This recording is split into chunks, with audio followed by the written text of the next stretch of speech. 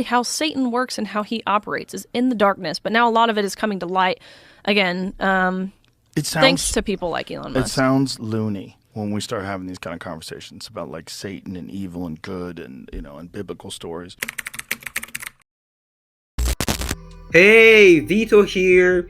Joe Rogan recently hosted Riley Gaines, an American swimmer, on his podcast, and what they discussed shocked many people, especially us Christians. So I'm gonna let the video play out, then I'll give you my thoughts at the end.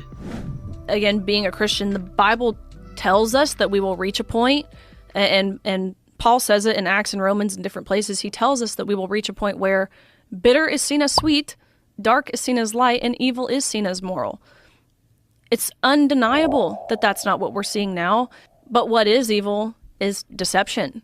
Yeah. Manipulation is evil. Temptation is evil. Lying and affirming delusions, that's evil. And that's exactly how Satan works and how he operates, is in the darkness. But now a lot of it is coming to light again. Thanks to people like Elon Musk. It sounds loony when we start having these kind of conversations about like Satan and evil and good and, you know, and biblical stories. But as time goes on, I think that what the Bible is I think at one point in time, there was a very sophisticated society that got wiped out by some sort of a massive natural disaster. And then over time, they told the stories that they had learned since they stopped writing things down, and they probably had to live like barbarians for thousands of years. But they always had the stories. Joe, I think you're describing the flood of Noah. You told that for thousands of years. That's what that would be. Right. The Adam and Eve in the garden, the creation, that someone created this.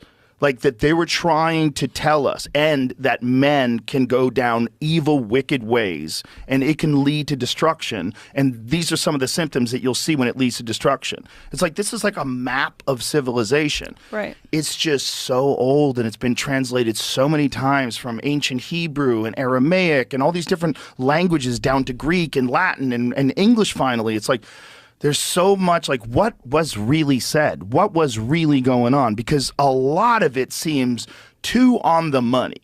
Like if we wanted to try to put this through some sort of a logical filter or figure out like, is someone really trying to warn us about the natural progression that all societies and all civilizations go down if you don't have a moral compass and if you don't follow and adhere to the rules of God? Well, there's still stuff that hasn't yet, right? Like what has been prophesied that hasn't yet happened. So time will tell, right? I think his return is past due. Like Dr. Manhattan. Yeah. Jesus is definitely moving through Joe Rogan's podcast, trying to get his attention, because almost every video he puts out, there's a section where he speaks openly about Jesus and the Bible. Remember, Joe wasn't and isn't a religious person.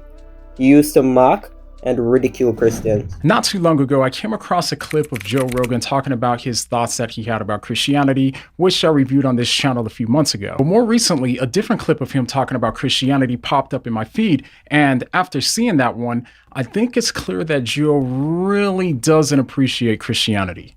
You understand, mother, because the New Testament is utter horse. It's created by a bishop and a fucking emperor. That's a fact. Out of that, God talk is a type of arrogance. It is definitely a type of arrogance, and it's also a way that people establish the moral high ground. Yeah. You just read the story about a guy who was magic, who could turn water into wine, who could heal people. What did he do with fish? Did he fucking give people fish or some shit? Make some fish? The whole thing's so stupid. Just stop and think how fucking stupid that is. It's not thinking. Because if you're thinking, you can't accept it. Like, hit the brakes. Aren't you grown adults? Like, you're into nonsense? So you're into nonsense. Is that what this is? Because you're showing nonsense. Yeah, but now he's openly hosting Christians on his podcast, which I have to commend. This reminds me of a scripture in Philippians where Paul said, "It doesn't matter if their motives are false or genuine. The most important thing is Jesus is being preached, and we should rejoice because of that." All right? So keep praying for him. Stay tuned.